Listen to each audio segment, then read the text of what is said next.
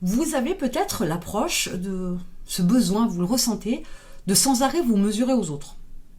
C'est pas anodin. Alors, très clairement, déjà à l'école, voilà, il y a le principe de notes, etc., qui fait que, voilà, on favorise un peu la compète. Et à tous les niveaux. Ça peut même se faire entre frères et sœurs.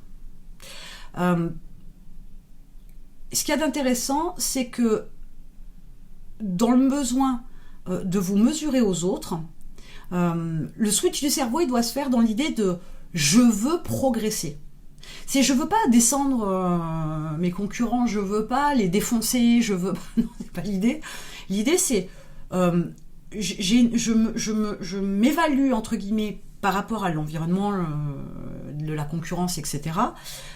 Mais pour autant, c'est pas pour être le premier, je vous dis, et tout défoncer, même si quelque part c'est un peu ça, mais c'est surtout cette volonté, en switchant son cerveau, de dire « je veux progresser ». Peut-être que dans ma stratégie de com, je peux faire mieux. Peut-être que dans mes processus de fabrication, je peux faire mieux. Peut-être que ma commercialisation peut être améliorée, etc. Cherchez plutôt l'approche de réflexion qui est sur grandir, s'améliorer, progresser, plus que de « je défonce le reste de la planète ». Parce que être le premier, c'est bien, être le meilleur, c'est quand même un peu mieux. Ce besoin de se mesurer aux autres peut être vicieux, pernicieux, parce que on peut aussi baisser les bras. Et ça, je vous invite pas à le faire, bien évidemment. Dans votre entreprise, si vous baissez les bras, la totalité de l'entreprise baisse les bras.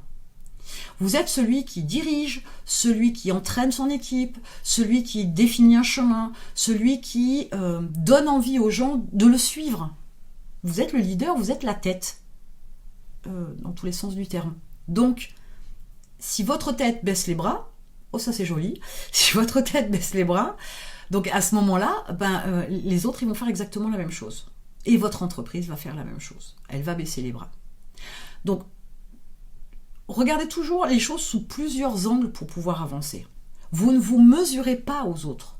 Vous ne vous comparez pas aux autres.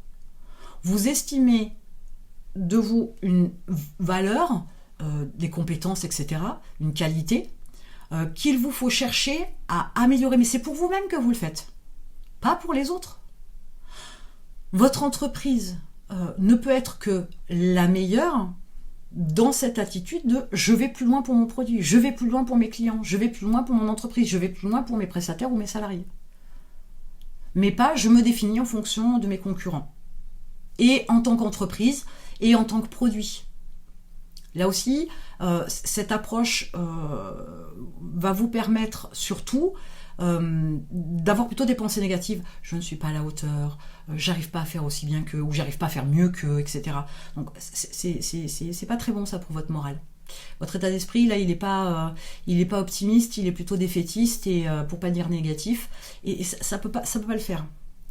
Donc n'hésitez pas à effectivement regardez sous un autre angle votre besoin de vous mesurer aux autres dans cette approche compète, mais la compète, elle doit être avec vous-même, avec votre entreprise. Puis ça fait du bien de se sentir un petit peu en décalage avec les autres, voir le meilleur, mais pas pour être le meilleur, parce que vous pouvez vous retourner sur vous-même et vous dire « j'ai avancé, j'ai grandi, j'ai mûri, j'ai progressé », et non pas « j'ai fait ce qu'il fallait pour les défoncer ». C'est pas la même approche.